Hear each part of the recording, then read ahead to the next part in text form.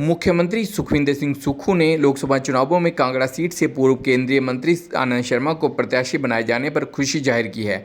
सुक्खू ने कहा कि पीएम मोदी गुजरात के बाद वाराणसी से चुनाव लड़ने पहुंच गए थे, लेकिन आनंद शर्मा तो शिमला से होने के बाद कांगड़ा से चुनाव लड़ने आए हैं।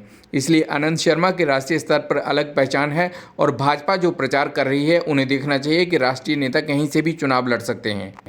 उन्होंने कहा कि पूर्व केंद्रीय मंत्री आनंद शर्मा ने अपने कार्यकाल में कांगड़ा क्षेत्र के लिए करोड़ों रुपए के बजट देकर नए नए प्रोजेक्ट शुरू करवाए हैं और अगर आनंद शर्मा जीत कर केंद्र में जाते हैं तो विकास के कार्यों में और तेजी आएगी। मुख्यमंत्री सुक्खू ने कहा कि अब चुनावों के लिए 30 दिन का समय रहा है और कांग्रेस पार्टी ने अपने चारों लोकसभा प्रत्याशियों को घोषित कर दिया है और उपचुनावों के लिए भी 1-2 दिनों में टिकटों की घोषणा कर दी जाएगी।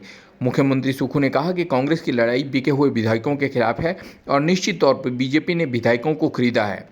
उन्होंने कहा कि जयराम ठाकुर केवल मात्र ढिंढोरा पीटने का काम कर रहे हैं। सुक्खू ने कहा कि समाज के अंतिम व्यक्ति तक योजनाएं पहुंचाने का काम किया जा रहा है, लेकिन जयराम ठाकुर बार बार ये बयान देते हैं कि 4 जून को सरकार गिराएंगे। जयराम ठाकुर का मैथमेटिक्स बहुत कमज़ोर है, यह बहुमत की सरकार है। उन्होंने दावा किया कि 4 जून को 6 उपचुनाव जीतेंगे और लोकसभा की 4 सीटें भी यही जीतेंगे। जयराम ठाकुर जी तो सिर्फ ढिंढोरा पीट रहे हैं, अपने तो 5 साल में कुछ किया नहीं। और जब हमने किया, लोगों के पहुंच बनाने, हम अंतिम समाज के अंतिम व्यक्ति तक पहुंचने के लिए हम योजना लेकर आए। हमारी सरकार को गिराने के लिए वो बार बार बयान देते हैं और कहते हैं कि 4 जून को हम दोबारा सरकार बनाएंगे। अरे भाई, आप मैथमेटिक्स में आप कमजोर हैं।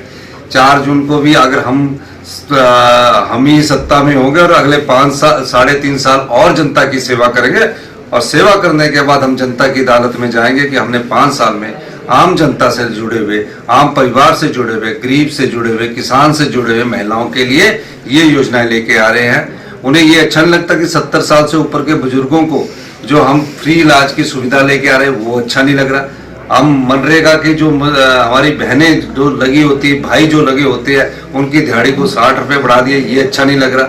उन्हें सिर्फ ये अच्छा लग रहा है कि किसी तरह लोकतंत्र में अपने प्रत्याशियों को जिता सके, चाहे झूठ ही बोलना पड़े, डर ही दिखाना पड़े, लेकिन इतना उनको ज्ञान होना चाहिए। 62 के हाउस में हमारे पास 34 विधायक है, आप 25 विधायक है। 6 पर उपचुनाव होने जा रहा है और 6 उपचुनावों में जो भी जनता तय करेगी वो उसका रिजल्ट उन्हें 4 जून को पता चलेगा। जनता जानती है कि जो बिककर लोग भारतीय जनता पार्टी के टिकट पर चुनाव लड़े हैं उन्हें जनता कभी माफ नहीं करेगी, क्योंकि 14 महीने में वही उन्होंने इस्तीफा देकर अपने आप को राजनीतिक प्रत्याशियों की घोषणा कर दी है।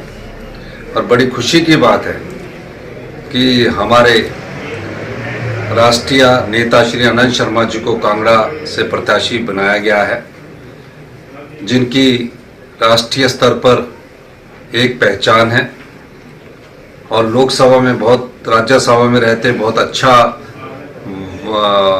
मुद्दों को लेकर अच्छा वक्तव्य देते हैं, बहुत अच्छे वक्ता है। और जो भारतीय जनता पार्टी ये प्रचार कर रही है उन्हें ये देखना चाहिए, जो राष्ट्रीय नेता होते हैं। हम मोदी जी गुजरात के बाद वाराणसी से लड़ने आए हैं, आनंद शर्मा जी तो हिमाचल के हैं और हिमाचल के बाद वो शिमला के रहने वाले और कांगड़ा से लड़ने आए हैं। और कांगड़ा संसदीय क्षेत्र को उन्होंने बहुत कुछ दिया है।